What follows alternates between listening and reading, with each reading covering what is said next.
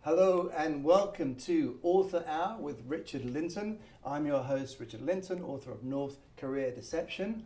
Today, my guest is Jennifer Burman. Jennifer is the author of A Widow's Walk, a memoir about love, marriage, and betrayal.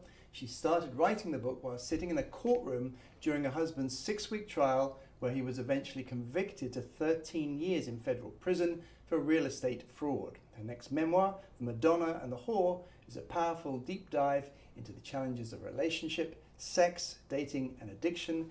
And if you're thinking of turning over after that introduction, then go and have a drink and come back when you're ready for some serious action. Jennifer, great to have you here. How are you doing? Thank you. I'm great, Richard. Thank you for having me. I am not a big on memoir. I have to confess. I've read a lot of biographies, but yours is pretty much one of the first memoirs I've read.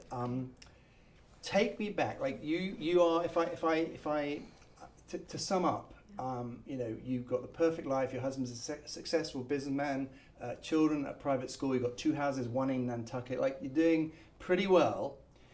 Then this indictment comes down. I don't want to go too much into the book because I want people to read the book.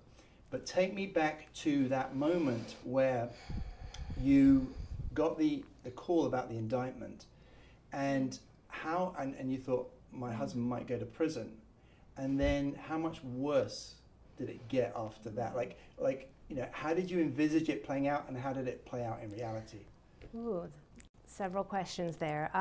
So, wow, I remember exactly when I got a phone call. It was actually from a friend at school, right, who called me. There's a chapter in the book, or a few pages in the book, that describe this very moment. It was April, I'm sitting in my house, my kids are playing outside, and my friend called me and said, "Are you okay? I saw the news." And I said, "What are you talking about?" And she said, "Matt has been indicted." Wow. Richard, I barely knew what the word meant. I mean, I kid you not. You had to look it up in the dictionary. Kind of. I mean, so I love that. There's a line that you see, you literally had to look it up. And what do you mean he's right. been indicted? Right. What is, you know?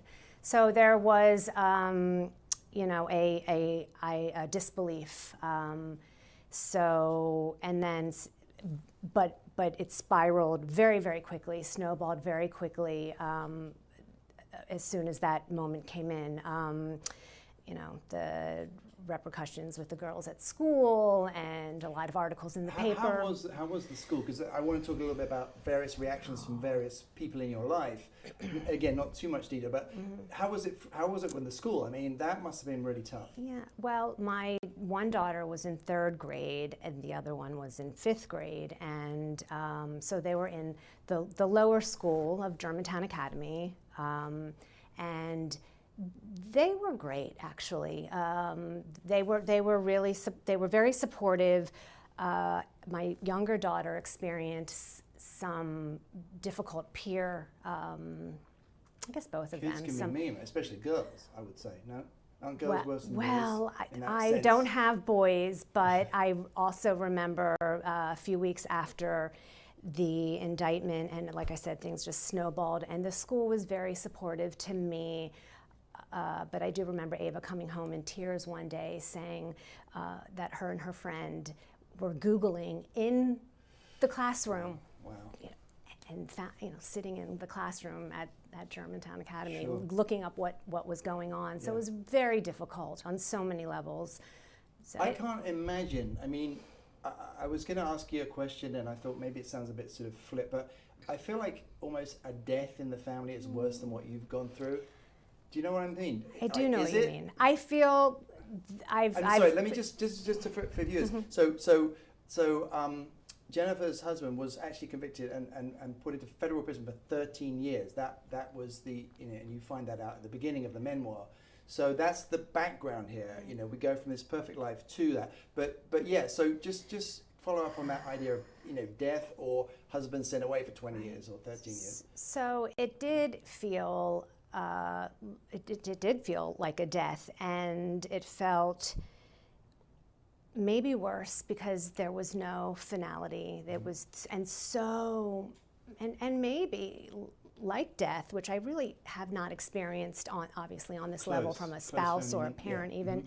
Right. The mourning process is non-ending, which I don't think most people understand. I write in my new book, The Madonna and the Whore, about the first year after he left for prison. I felt very supported by friends and family, the community at school.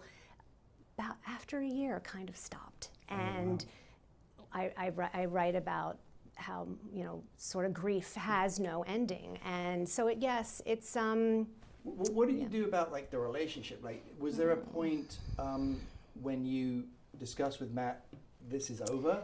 I mean, is it? I'm presuming it is yes, over. We're divorced. Well, so many layers, Richard. So interestingly enough, right before he left, we were sitting in bed talking, and he said, "What are you going to do for companionship?" And I said, "Are you kidding? Like nothing. I'm not. So at that point, you were literally going to wait, wait for him? Maybe. I had no idea. I was taking it one day at a time. But for about a year, I was a prison wife. I called myself a prison wife, and I visited him with the girls. And in the new book, I describe. By the way, I love. There's one snippet in the book where Ava's daughter calls it. She doesn't want to call it prison. She calls it punishment camp. Punishment camp. And by the way, I was tearing up page 9 and page 18 already. When I read the book. So I really highly recommend it. It's just such a great story. But sorry, to get back to that moment where you were deciding what to do with your relationship. So it was a gradual decision-making process for me. I was looking, and again, I go much deeper into it in my next book, but I was looking for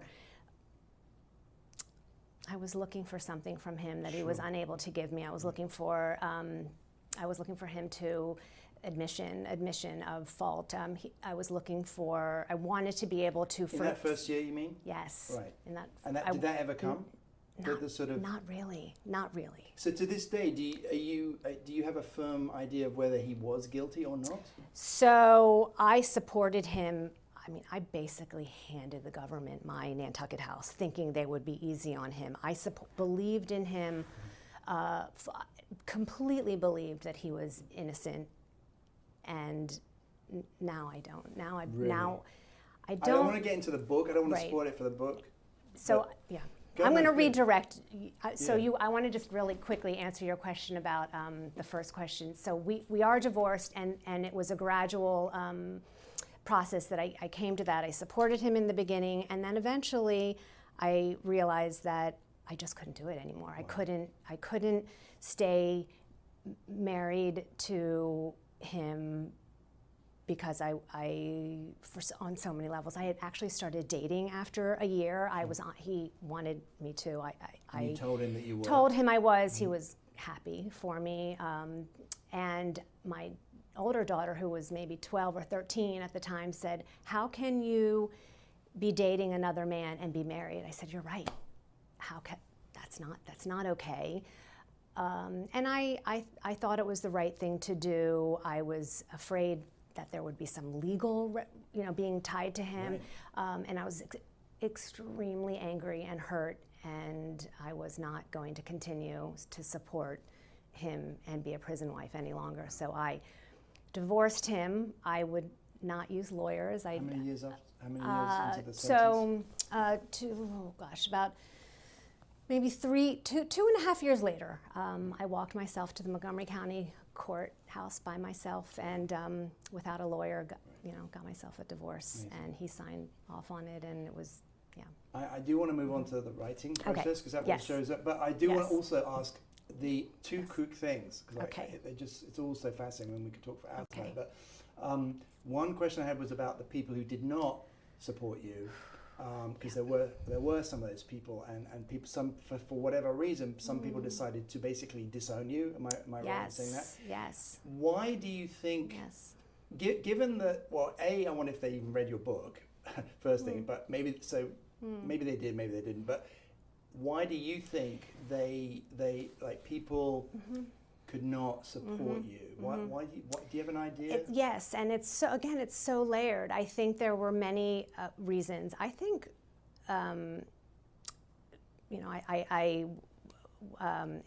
lived in Chestnut Hill, very, small Small and community. posh, let's be honest. Small and posh community, and I think people thought I was contagious. I mean, I know that sounds sort of, Wow. I don't think that people were comfortable dealing with or my pain. I think that was part of it. Right. I think, I don't think people knew what to do. I think so, And I also think we were very coupled centric, so I had no single friends, and much of what we did socially was with couples.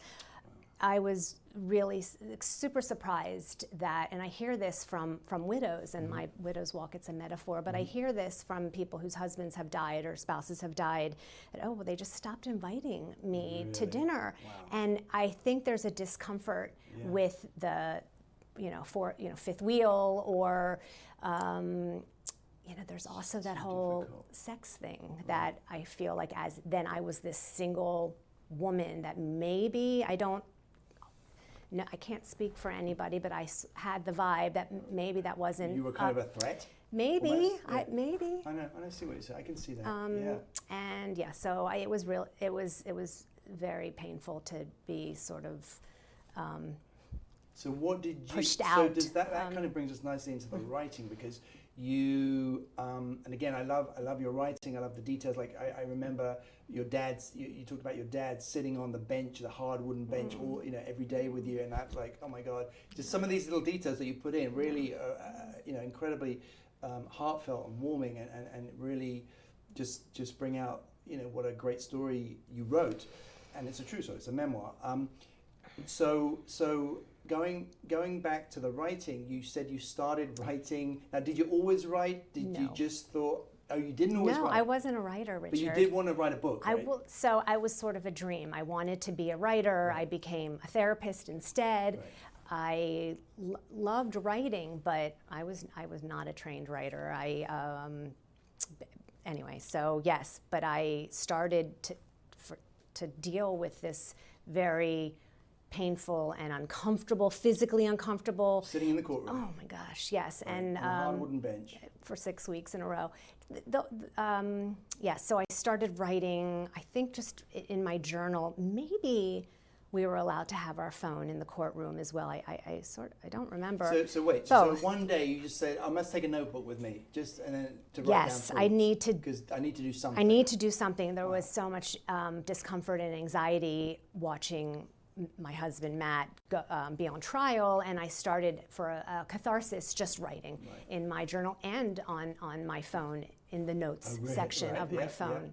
It's crazy. So how many the 6 week period? When did you start that process? In the very beginning, it started by scribbling notes and feelings, and then I started. Then I would go home and need to process more. Did you then type it up? So Richard, I didn't even have a computer. Right. I had a computer. I didn't have a laptop, and I spent a lot of time in my bed during that trial, just feeling very depressed. And so I would sit in my bed on my phone, on my iPhone, because I didn't have a laptop yet. I soon got one, and wrote, I think, I would say a quarter of the book on my phone, really?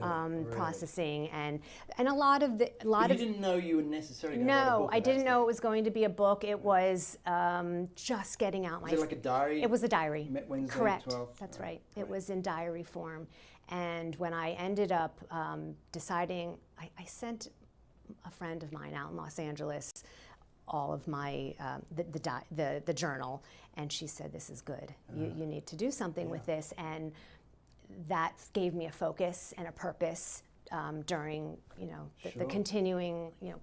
He didn't end up going to prison until about a year after the trial ended. So I wanted to ask you about that as well, because I think people find that interesting. That is interesting. So you might think that once your spouse has been sort of sentenced, as it were, you might think that it's over, but that actually wasn't the case for you, correct? You went through this sort of almost not a honeymoon period, but waiting period. It was excruciating. It was sort of. I mean, But did you also become closer as well at that point? Well, I mean, Did I say that to Supportive. you? Or Didn't I read that? You became more. yeah, you know what? You're right. There was a. I believe that maybe not during that time. Yeah, there was. Matt was a workaholic, and so there was a lot of time that he spent away from the home, and when he couldn't work anymore, and when I wrote that he came back to us. So there was a sweetness and a closeness that developed. With that said, I withheld. Were you writing then at that point? Yeah, as well? I was writing, but in some ways we became closer. In other ways, I pulled back immensely.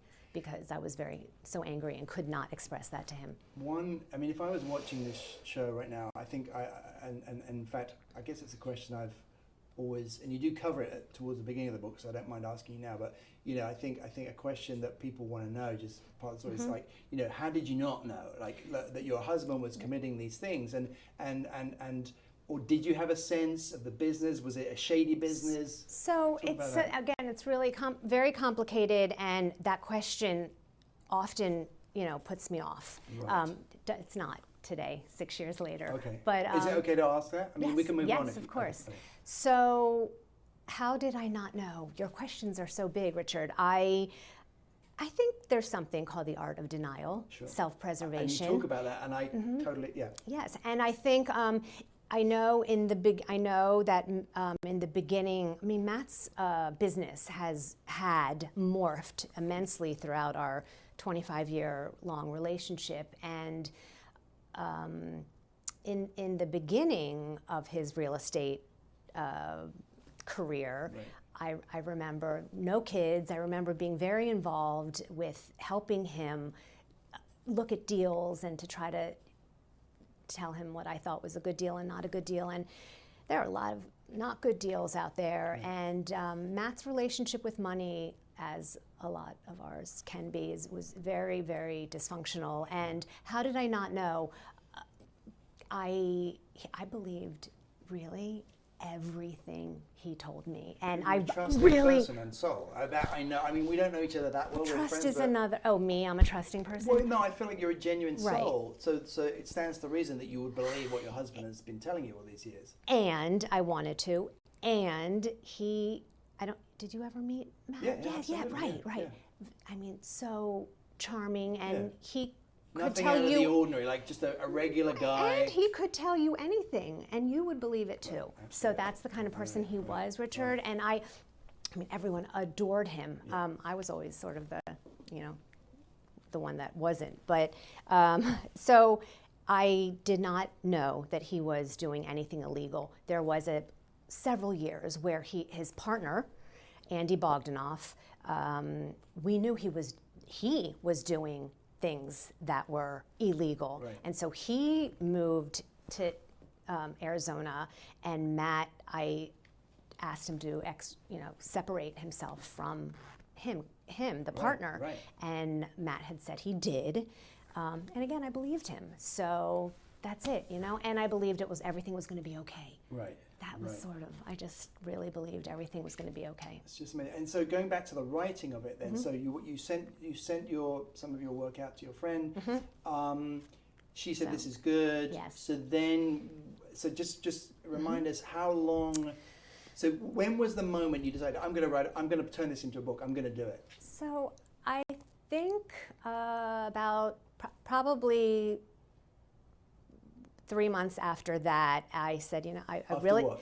Well, I sent it to my friend, and she said. And when was that answer? After the sentencing. Oh so your gosh, husband went Richard. to prison, oh boy. roughly, just to get a perspective. So he went to. It was before he went to prison that I decided I was writing my story. Tell him that? I don't remember.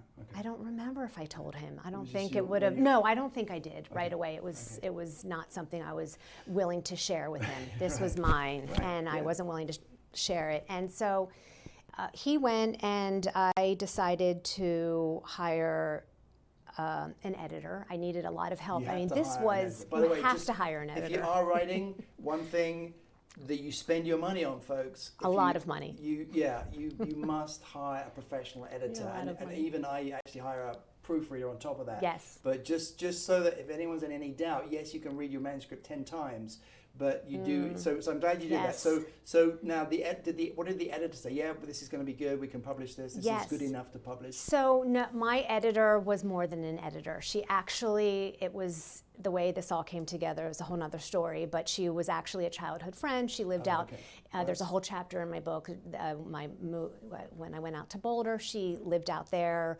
I had not seen her for 20 years, and I was telling her I'm writing a book, and she said, and I'm looking for an editor, and she said, you know, that's what I do. I said, no, Oh my gosh. Stacey, What kind of editor I was did she? not know What what that, Book or magazine? she's a book editor. Fiction or she's non-fiction? it does all. She's done many projects. Stacey Stern out in Boulder, and she was more than an editor. She was a mentor. She held my hand. Like I said, I was not a writer, and you have to remember my book.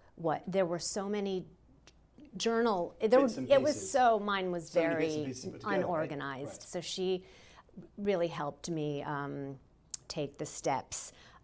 So I hired her, and I had to. For me, Richard, it was a slower process than maybe some. So, wait, so how many? So did you have a finished thing at that point? Or were No, you still I writing? didn't. I was still writing. Okay, so how much of the finished book at that point when you hired the professional editor? How much had you done? Half of it? Three quarters? Like 2/3, Okay, maybe so 2/3. So then she's helping you get it all together. Correct. You're still writing to the end. Correct. Deciding, okay. And I had to put it down several times. So for me, You had to put it down because it was so too painful. Wow. So I had to, as a memoirist, and I'm struggling a little bit with that today as well.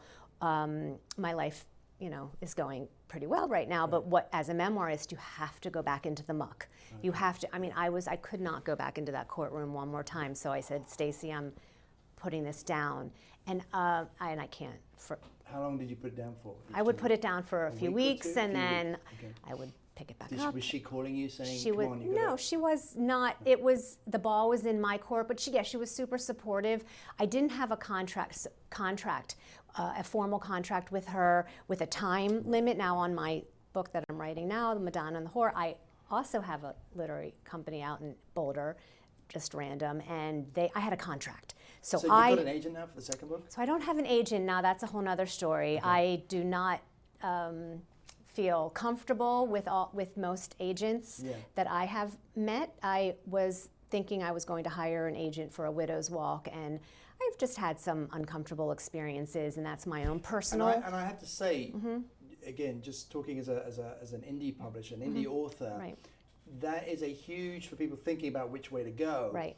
It's a huge. I feel like it really does take away all the pleasure. Once you get your agent, I've heard other writers say, once they get their second book and they've got a contract and then they've got the deadlines, the pleasure goes away. So I think what you did and what I've done, I think there's a lot to it. I think there's a lot to be said for it. And because you could keep going, but there's not this kind of hammer over your head. Right. So And what we've done, what you're speaking to, Richard, is self-publishing. Yeah, and exactly. so through Amazon and sorry, which let me just Yeah. do it. I at the top I wanted to show you this. So here is the cover, A Widow's Walk, life before and after my husband went to prison.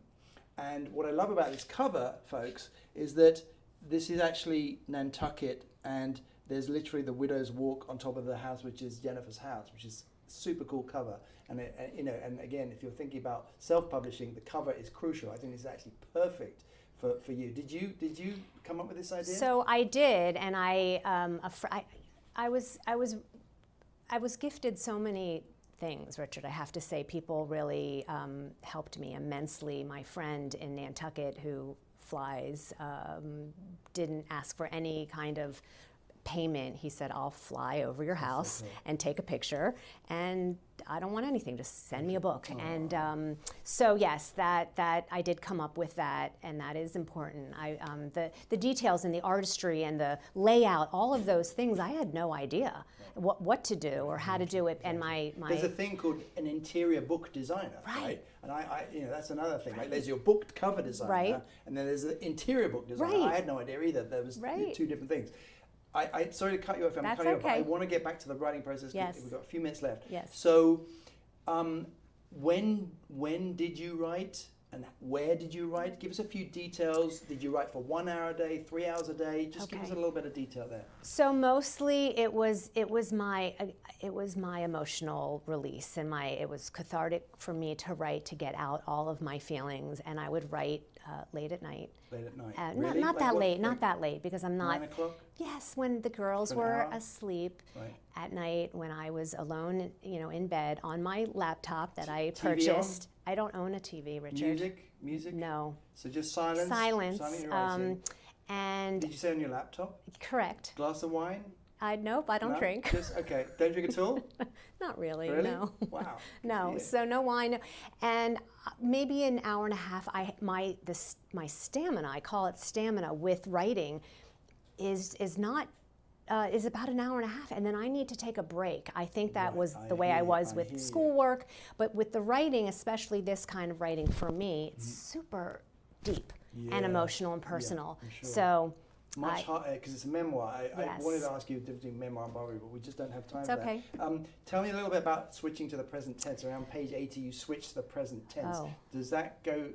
Like, I how don't did know that if that come was about? that intentional. No. You talk about it. I just wondered whether that was like an interesting. What did I say, Richard? Can you remind me? You wrote in the past tense, and then you suddenly sort of switched to the present tense, as if you were writing a diary here and now today. Right. Today we did so and so. I just wondered if that was a strategy or. I don't remember that being a strategy. It may have been Okay. something my editor said, let's do it like this, Yeah, it's and interesting. here's why. And I can't even remember why, but I do remember the fact that most of what I was writing was in the past. Yeah. And then, all of a sudden, the shift was to today. Something very interesting that she encouraged me to do that was a real struggle for me was she wanted to help. She wanted the book to end on a positive note. Right. There's all kinds of I don't know if it was to help sell it or to, for whatever reason, and that was a challenge for me because it did end with some hope, but it was a hard choice for me to make, which was one of the reasons why I didn't want to go with an agent, was because I needed to make all my choices myself. Tell me the name of the second book. The second book is called The Madonna and the Whore. The Madonna and the Whore, and that again is a memoir. It's a memoir. It's about life struggles, relationships. Correct. Here is the first book, A Widow's Walk. You can find it on Amazon. You can also find my book on Amazon, North Korea Deception. It's an international spy thriller set in London, Moscow, Vladivostok, and Pyongyang. Thank you so much for joining us. Thank you, Richard. And we will see you again soon. Sorry we had to cut it off so much. I wanted to ask Jennifer. Maybe we'll have her back. But thanks for being with us today.